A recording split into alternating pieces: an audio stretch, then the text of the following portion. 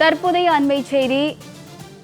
ஊராட்சி பணியாளர்கள் சங்கத்தினர் போராட்டத்தில் ஈடுபட்டு வருகின்றனர். சென்னை பனகல் மாளிகை அருகே பல்வேறு கோரிக்கைகளை வலியுறுத்தி ஊராட்சி பணியாளர்கள் சங்கத்தினர் போராட்டத்தில் ஈடுபட்டு வருகின்றனர். அது தொடர்பான காட்சிகளை பார்த்து வருகிறோம்.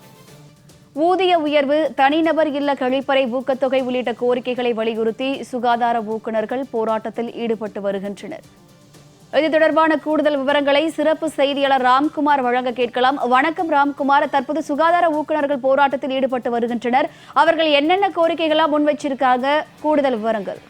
கண்டிப்பாக தமிழகம் முழுவதும் உள்ள ஊராட்சிகளில் பணிபுரியக்கூடிய சுகாதார ஊக்குநர்கள் ஊதிய உயர்வு, தனிநபர் இல்ல கழிப்பறை ஊக்கத்தொகை உள்ளிட்ட பல்வேறு கோரிக்கைகளை வலியுறுத்தி சென்னை சைதாப்பேட்டை பனகல் மாளிகை அருகே போராட்டத்தில் ஈடுபட்டு வருகிறார்கள். இந்த போராட்டத்தில் தமிழகம் முழுவதும் உள்ள ஊராட்சிகளில் பணிபுரியக்கூடிய சுகாதார ஊக்குநர்கள் 2000க்கும் மேற்பட்டோர் இந்த போராட்டத்தில் ஈடுபட்டு வருகிறார்கள்.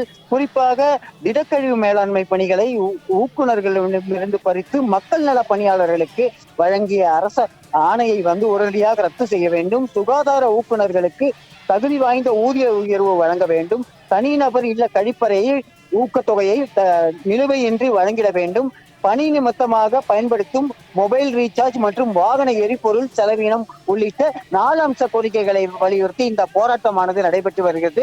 குறிப்பாக சுகாதார ஊக்குநர்களிடம் இருந்த தனிநபர் கழிப்பறை ஊக்கத்தொகையை மக்கள் நல பணியாளர்களிடம் விளம்பர திமுக அரசு வழங்கி இருக்கிறது. கடந்த 13 ஆண்டுகளாக சுகாதார ஊக்குநர்களுக்கு இந்த ஊக்கத்தொகை வழங்கப்பட்ட நிலையில் திடீரென மக்கள் நல பணியாளர்களுக்கு வழங்குவதை கண்டித்தும் 4 அம்ச கோரிக்கைகளை உடனடியாக நிறைவேற்ற வலியுறுத்தியும் இந்த போராட்டமானது நடைபெற்று வருகிறது. இந்த போராட்டத்தில் 2000க்கும் மேற்பட்ட சுகாதார ஊக்குநர்கள் பங்கு பெற்றிருக்கிறார்கள். இந்த தங்களது கோரிக்கை நிறைவேறும் வரை சென்னையை விட்டு புறப்பட மாட்டோம் என தெரிவித்து தற்போது இந்த போராட்டமானது நடைபெற்று வருகிறது. கூடுதல் விவரங்களுக்கு நன்றி ராம்குமார்.